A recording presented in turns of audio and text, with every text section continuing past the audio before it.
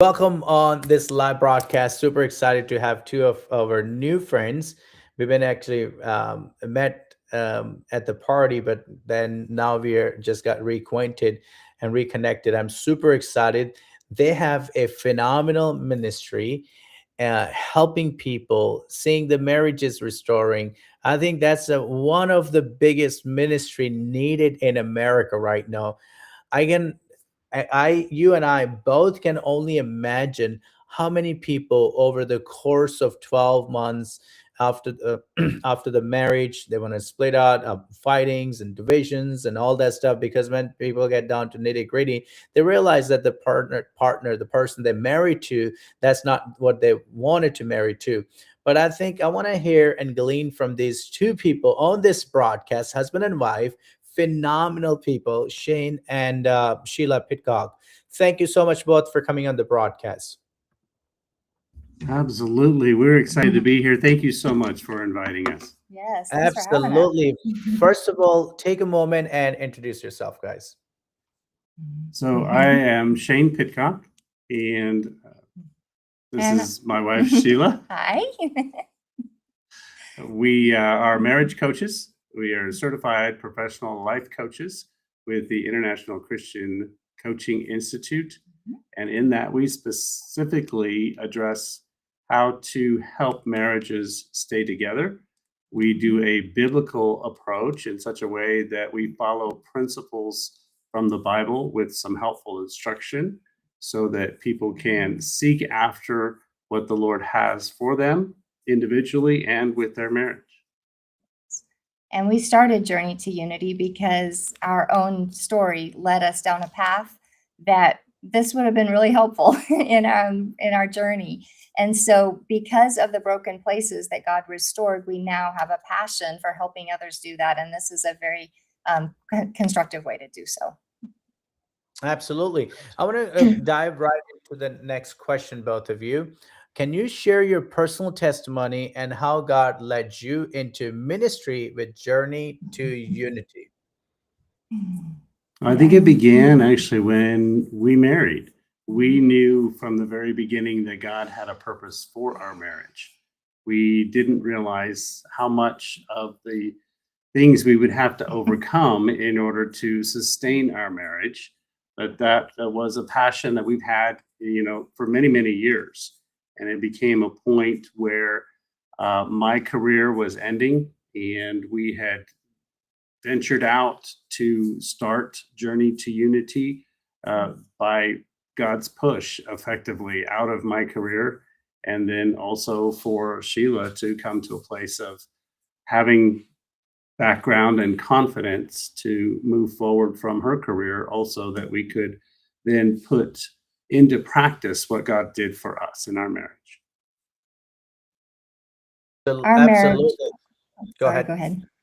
Oh, I was just going Go. to say our marriage was really broken, and we spent a lot of years in a hard place. And God brought us through 3 separations and did a major restoration in us individually and in our marriage. And so that's why we're passionate, and that's why we do what we do now.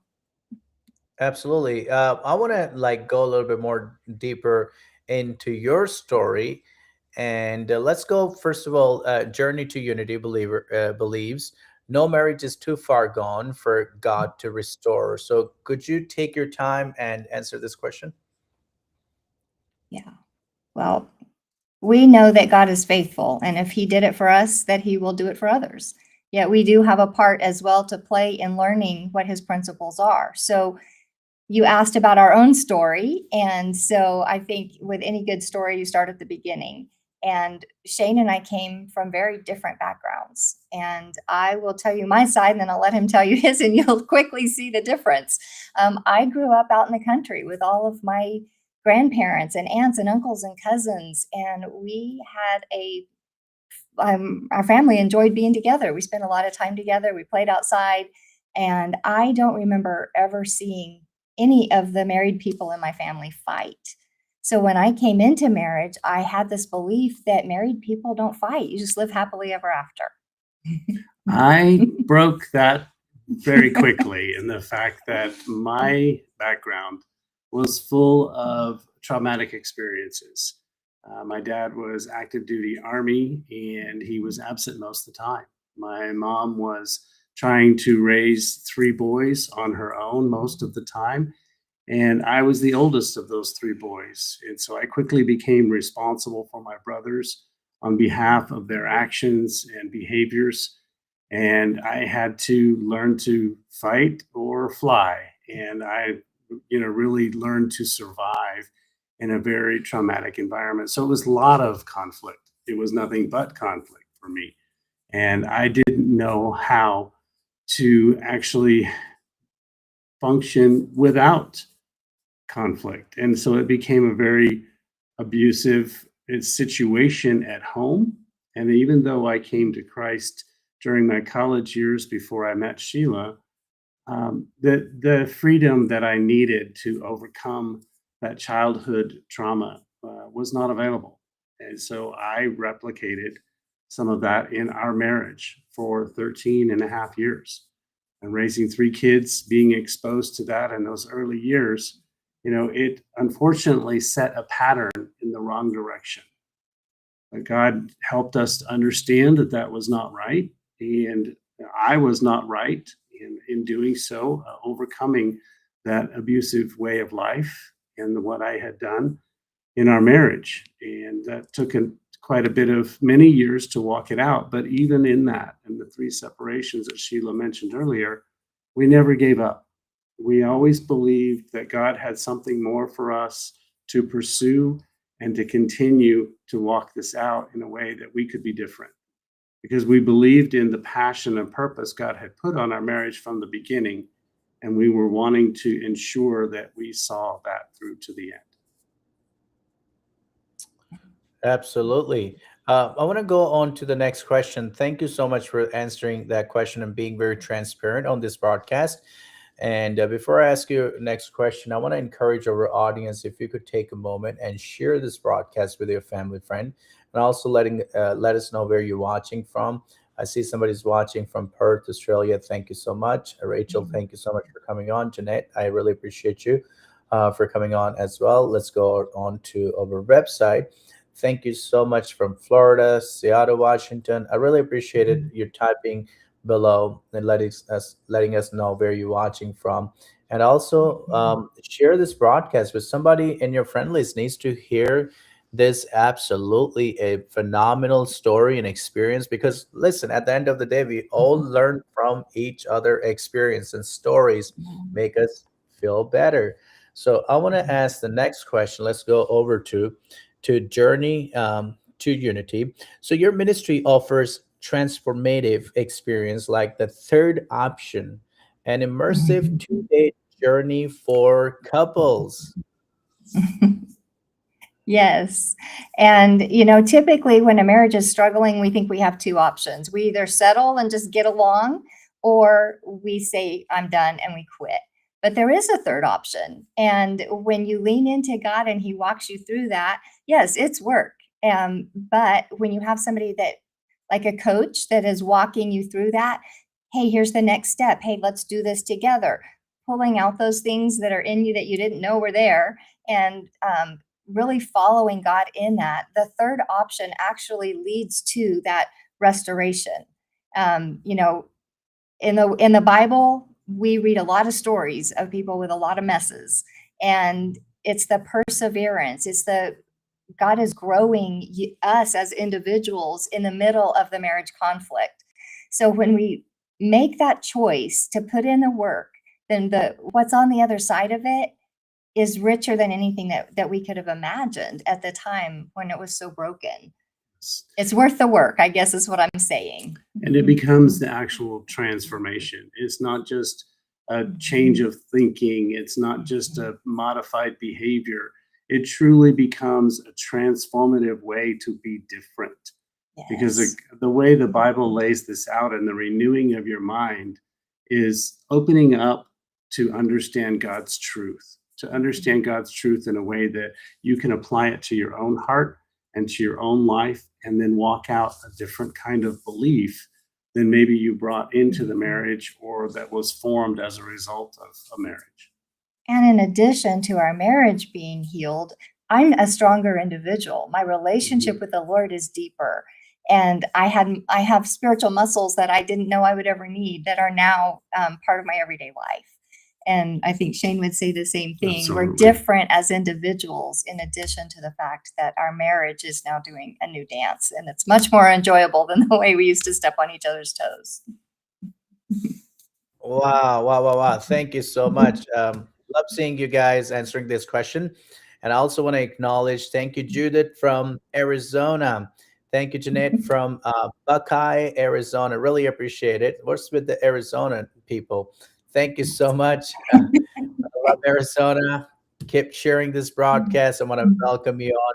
If anybody watching from any different parts of the United States or the world, let us know, because it's always encouraged me when I see people watching from different parts of the world. So let's go over Yeah. to the next question. How does your coaching helps couple uncover deeper emotional and spiritual wounds that impact their relationship? I love this question so much because, when you think of coaching, typically we think of an athletic coach, right? And they see potential in you that you don't see in yourself and they call it out.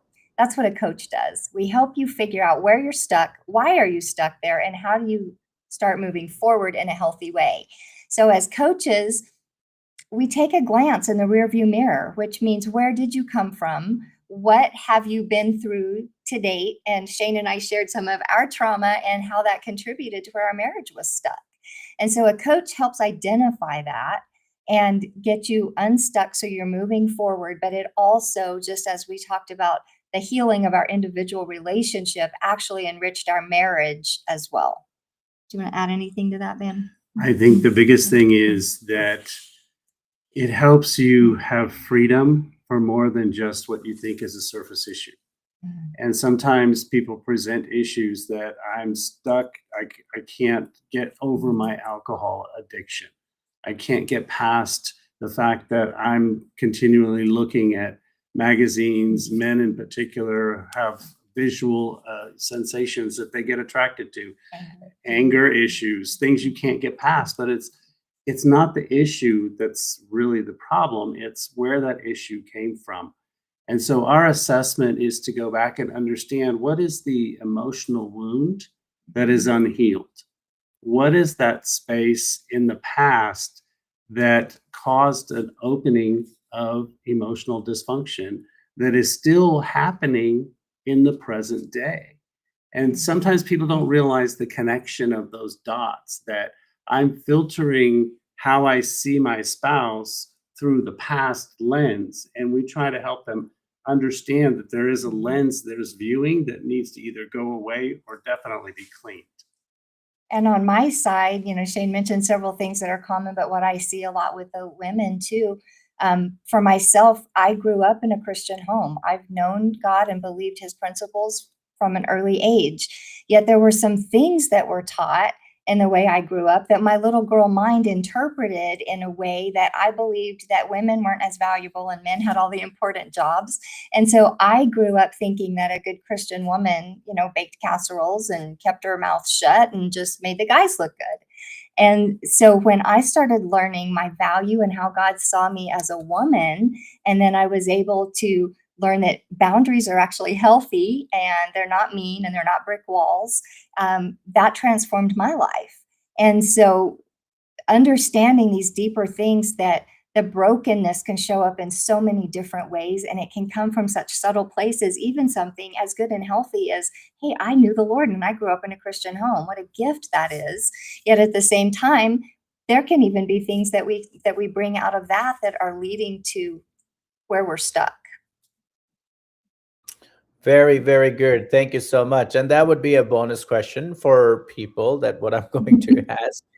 And I want to know for myself too, and also for people, even though I've been married, but also I want people to understand that this question is important for people, single, especially single people. That's this question for single people to understand that when people are, even our sons and daughters who are about to get in a relationship with somebody, what are the things they should look for in a person, whether before they get into marriage? Now you're unequally yoked. You're thinking like with the dating process. Somebody said it like in a dating process, you can't tell everything about the person until you really get into the person, because some people bring their in the marriage. So I want to start with, what are the things that we look for marriage, both what women man should look in a woman, or women's in the man? Well, I think we should all go back to how the Bible defines marriage and how you pursue marriage from a biblical perspective. Yeah. That is the foundation of constant truth that has been throughout all of time, right? As long as there has been the Bible in written form, or even before that, it has set those principles in place.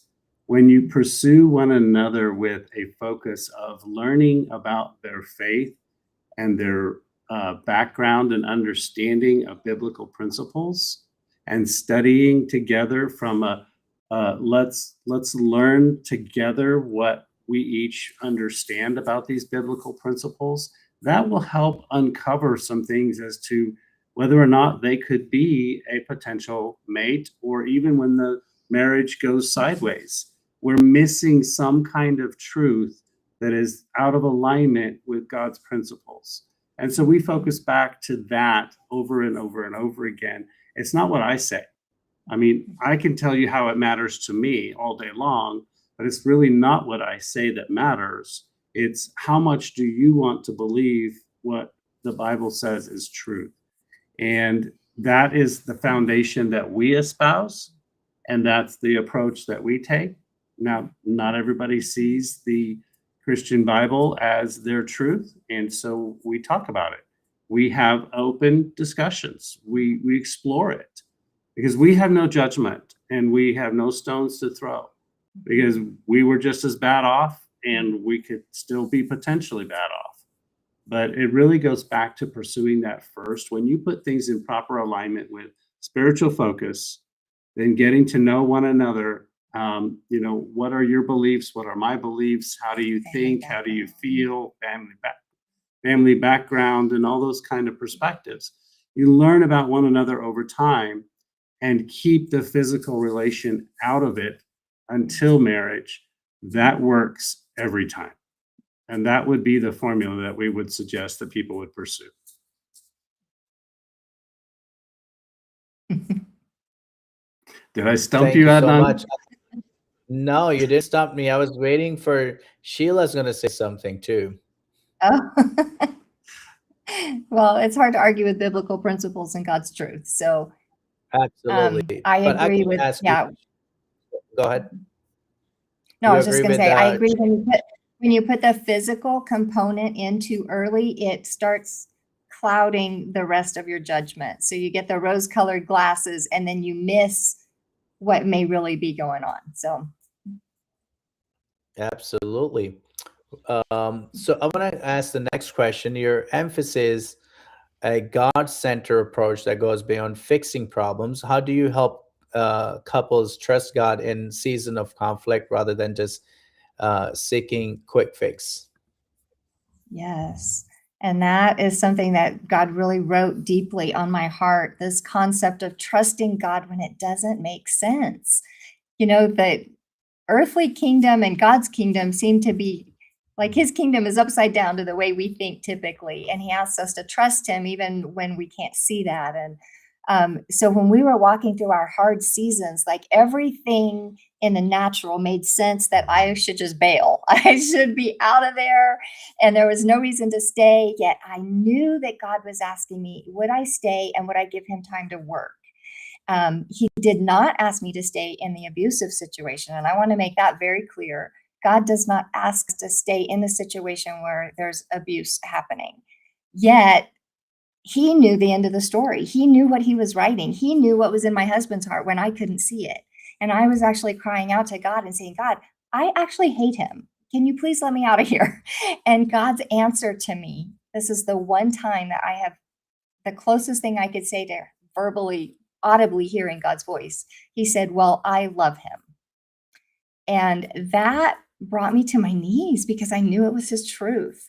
And so I had a choice in that moment. I could either try to convince God of why my truth was really more real, or I could get in alignment with what I knew he was telling me was his truth. I knew that God loved him, yet I wasn't seeing it. So I decided to get in alignment with God's truth, and I started praying, God, I know this is your truth, but you are going to have to help me see it. There's something lovable in him that I'm not seeing right now because our circumstances are so dark and I'm so wounded. Help me see him through your eyes. And sometimes I would have to pray that multiple times a day, but he's faithful, and he did. And I actually started developing this empathy for what I knew to be the backstory of my husband's life and how he got to be where he was. And as I began to understand that, I started praying for him differently. So even while we were separated and we weren't speaking, God was softening my heart, and I was praying for God to heal his heart and to, help him understand God's love for him and his value and those types of things. So that was from my side of it. Absolutely. We guide couples to release their spouse to God and not try to impose their thoughts and beliefs on the other person. Because there are many times when we have couples that are come to us in the midst of pursuing a divorce, and so they're separated. My guidance to them is enjoy the separation. And they look at me like, what are you talking about? I said, quite honestly, this is the best opportunity you're going to have to develop a closer relationship with God so that you can have proper alignment with your first priority of life, so that then your spouse can receive the benefits of your relationship with God. And pray for your spouse to do the same, to connect with God on their part. And then when you both are connected with the Lord, then you can bring that healed heart to one another. And then you can start to learn to reconcile. 100%. That is a very good advice. Thank you so much. I was like for puzzled for a moment too. What do you mean enjoy the separation? Uh, you know, Another one of those so upside that could down principles, right? absolutely. But many couple feel alone or discouraged, especially when they don't have their parents involved or somebody's like talking on the both side, because whenever the fight or any separation happens, everybody's just covered for themselves, of like helping the wife or the husband realize that, hey, you guys are in a covenant to make it out work. So what encouragement will you give to someone watching those marriages feel stuck or hopeless right now? I would say don't do it alone. If you don't have family or people that are biblically sound, then that's when, if you have a church home, that's family. And find some mentor, find a couple who's been together a long time that's willing to pour into you. Also, coaching, counseling, professional help was part of our journey. And when you're in the middle of painful situations, you can't see your way out a lot of times. And it does feel hopeless, and it feels heavy. And you don't have to be as broken and as lost as we were. Marriage, not every marriage has to separate. So please hear our hearts that a lot of healing can happen still in relationship. Yet you can be the saying, I can't see the forest for the trees. And when you're in the pain and you're in a broken situation, or maybe it's just one or two areas of your relationship, and you're like, we've just quit talking about that because it always leads to a fight. You need some perspective from a higher level, somebody that can help you see the next step, point you back to God's principles and help guide you in a healthy way towards the goals that you actually want for your marriage. Absolutely. And where it comes to working this out in community or having someone else to come alongside you in your journey, that's what God put in us. We didn't have that opportunity. And so without having that, we floundered. We truly had to rely on the Holy Spirit as our counselor. And he was the one guiding us in all truth. And in doing so and following those biblical principles, we found community, and now we are developing community. So as a result of that, we also offer groups where you can connect with other couples. And in doing so, we can coach a group of couples together. And then now you realize I'm not doing this alone, and I can make this happen. Yes, and we're actually starting, we have a daytime and a nighttime group. It'll be starting mid-February, and those are on our website at journeytounity.com.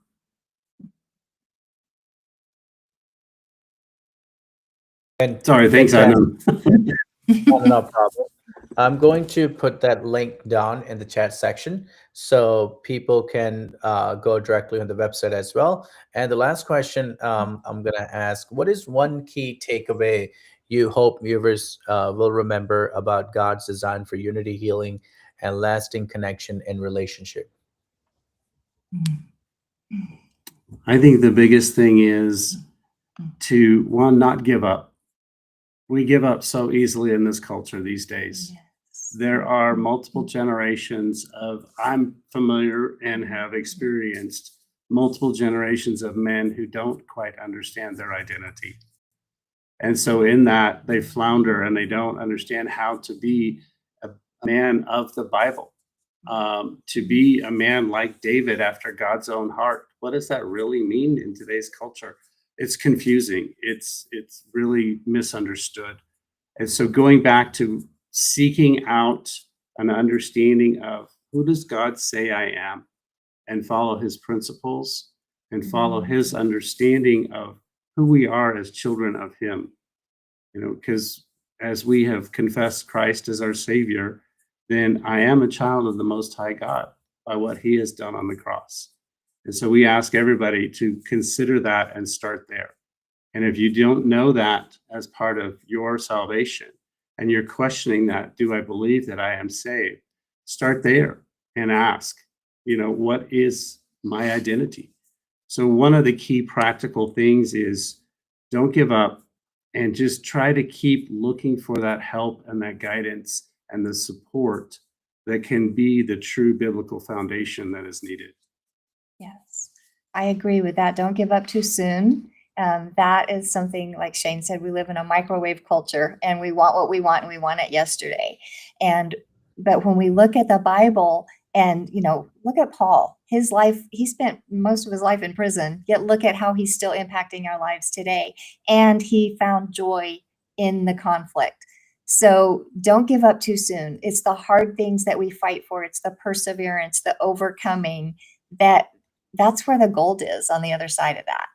And so continue to grow in your relationship with the Lord, in your trust for him, and realizing that, yes, his kingdom principles are upside down, which means we have to rely on him to guide us and teach us. And his word says that he's a lamp unto our feet and a light unto our path. And most of the time in our instant culture, we want the whole path lit up. We want to see the end. We want to know where we're going and how we're going to get there. But what I have found in my walk with the Lord is more often than not, he uses that flashlight at my feet for one step at a time because I have to trust him. And in doing that, I get to the other side and I realize that what I gained in that journey is actually more valuable than had I seen the whole picture.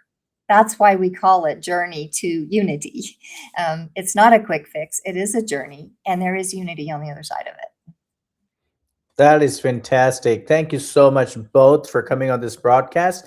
And also, what is the best way people who wants to get in touch with you and reach out to you? Yes, our website, journey, the number 2, unity.com. Everything we have going on is there with our groups where you can sign up. They're limited spots, and so grab those as quickly as possible because they will fill up. And then you can follow us on Facebook also at Journey to Unity. And we would love to just stay in touch and communicate. Feel free to email us as well. That contact information is on our website. Yes, absolutely. They can reach out and schedule even a free consult so that we can sit with them and just kind of assess where are you at and will this work for you.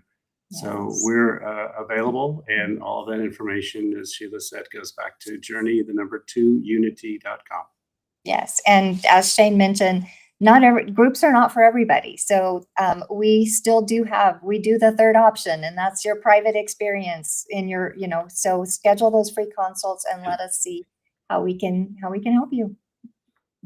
Absolutely. Well, thank you so much, both. I really appreciate it. Once again, journey to healing, right? Journeying to unity. Journey to unity. Unity.com. Thank you Yes, so sir. much. I really appreciate it. And I want to encourage people, you can also watch Vision Television Network 24/7 around the clock by going on Roku, Apple TV, Fire TV, and iOS devices. We are growing drastically. My heart is to reach billions of people with the gospel of Jesus Christ. And I believe with your help and support and prayer,